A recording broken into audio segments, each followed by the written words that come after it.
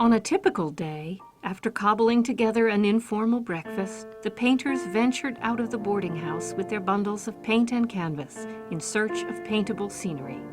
Often they headed out to Miss Florence's garden, a tangle of vines and flowers, or down to the banks of the Lieutenant River that flowed behind the house. Not only an excellent subject for their paintings, the river was also used as a playground where the artists paddled about in canoes or one of Miss Florence's leaky rowboats, still within earshot for when Whistling Mary blew her tin horn, announcing that the midday meal was ready to be served in the dining room. One of the most remarkable ways the artists left their mark in Old Lyme was by painting directly on the doors and wall panels in the boarding house. During that first summer, Ranger painted on the door to his room a moonlit scene of the Bow Bridge crossing the Lieutenant River. A second artist completed the set of panels with a hound dog baying at the moon. Soon, painting on the doors became an art colony tradition, and when unpainted doors became scarce, the artists began painting on wooden panels on the walls of the dining room. Eventually, the 4 walls and 5 doors of the dining room were covered with 44 scenes of Old Lyme, New York, Venice, Spain, and China. One exceptional panel is called the Fox Chase.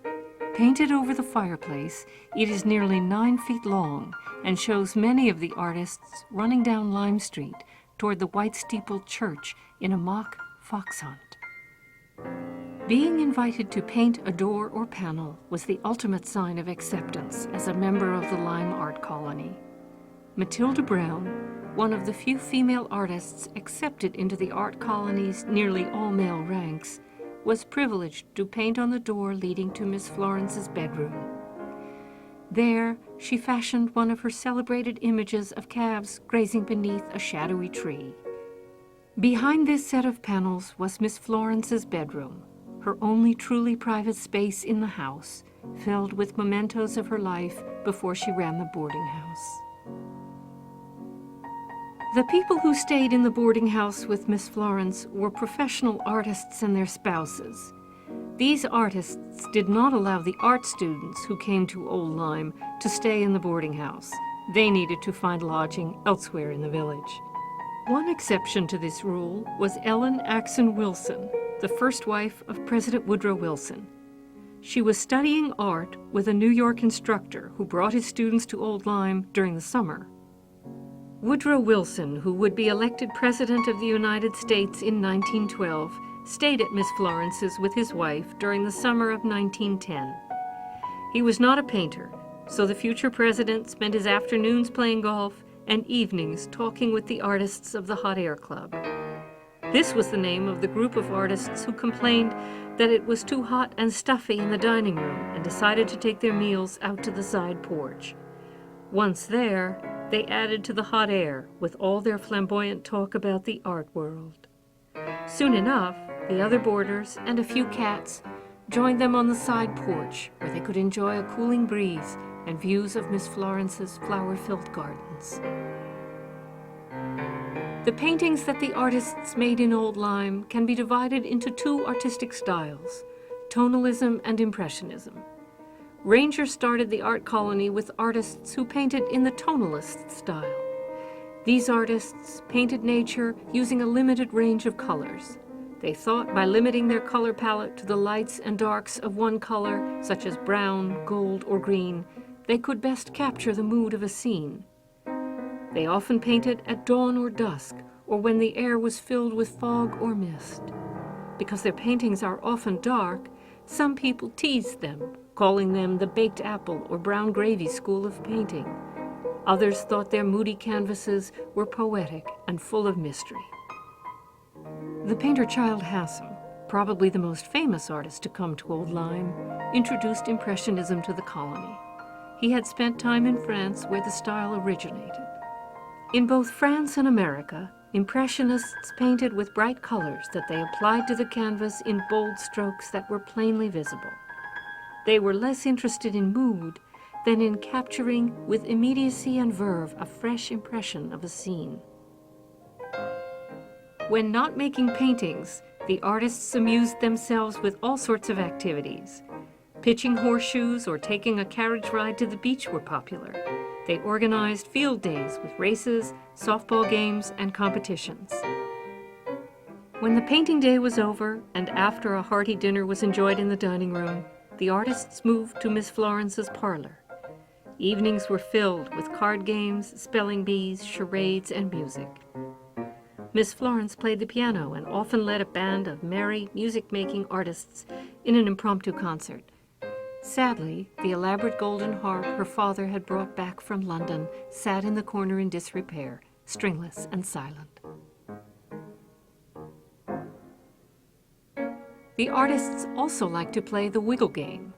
Played with pencil and paper, one artist drew squiggly lines, or wiggles, on a piece of paper for another artist to connect into a finished drawing. Most artists came to Old Lyme between May and October, although some also visited during the winter.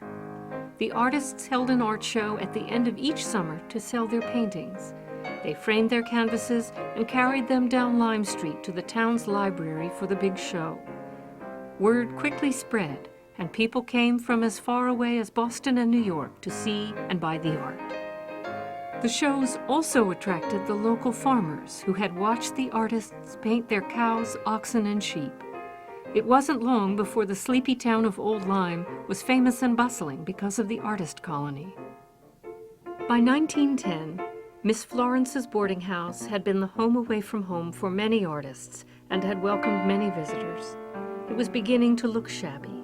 The carpets were worn and the wallpaper began to rip and curl.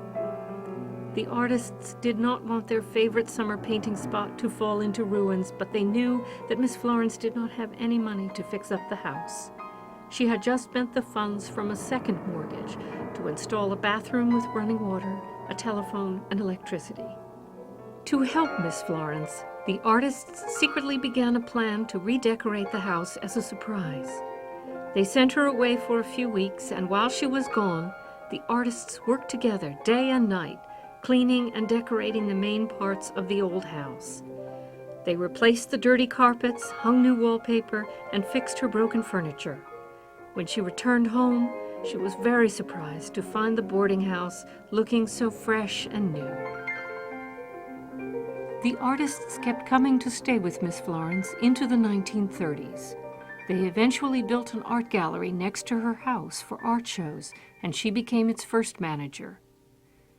Before she died in 1937, surrounded by artist friends and her favorite cats, she said to a newspaper reporter, "So you see, at first the artists adopted Lyme, then Lyme adopted the artists, and now Lyme and art are synonymous."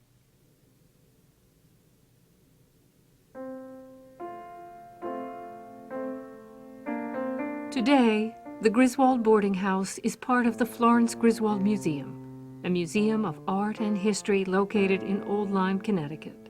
It is dedicated to the inspiration and education of a diverse audience on Connecticut's art, history, and landscape, with special emphasis on the Lyme art colony. Although cats and dogs are no longer allowed in the house, the rooms look just like they did nearly a century ago, when some of America's greatest artists called the boarding house home sweet home.